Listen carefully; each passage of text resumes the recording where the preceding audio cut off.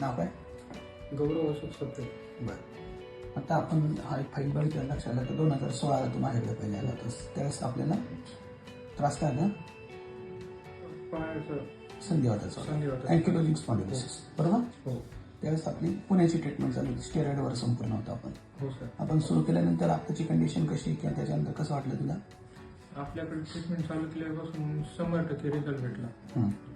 मग त्वरित पहिले औषध त्वरित बंद केलं. हां, लगेच बंद आहे. हो बरं. मेडिसिन नंतर आपण 2-1 वर्ष आपण ट्रीटमेंट दिली, 1.5-2 वर्ष. हो त्याच्यानंतर आपण मेडिसिनला गॅप दिला पूर्ण. हो गॅप दिली. तरी पण मग वेदना होते 17पासून नंतर मग नाही वेदना नाही, पण आपलं रुटीन 2-3 महिन्याची गॅप देऊन एक महिन्याची मेडिसिन यायची आपल्या रुटीन प्रमाणे. बरं. वाटला त्रास हो तर 100% रिझल्ट भेटला. पण हो. मधल्या काळामध्ये 3-4 वर्ष जवळ आपण परत गॅप हो, दिला परत. कोविड नंतर. भरपूर गॅप दिला. बरं. तर मग त्याच्यानंतरची तुझी हालचाल किंवा बाकीच्या गोष्टींमध्ये जसं पहिले तुला वेदना किती होत्या त्यावेळेस? भरपूर वेदना होत्या. आता एकदम वेदना नाही. वेदना नाही आहे. बाकीची एक पण गोळी चालू नाही बाहेरची गोळी. एक पण गोळी. बरं. रोजचं काम काय करतोस तू आता एवढं सगळं असताना?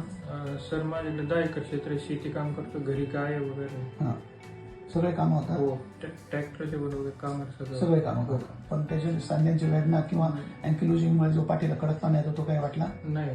काहीच नाही. कसं वाटतंय संपूर्ण गोष्टीमध्ये तुला आता सध्या?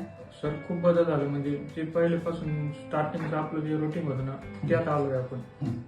तसं वाटतंय. बरं. म्हणजे घरची एकदम बेटर. जबाबदारी सगळी कामं करू शकतो. हो सगळं. कामाचा कंटाळा येतो किंवा चमक निघते वगैरे असं काही?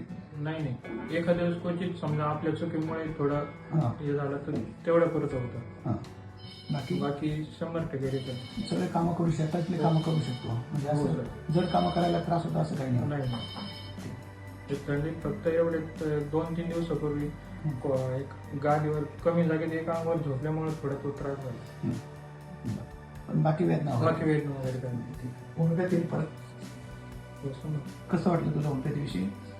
एकदम बेटर.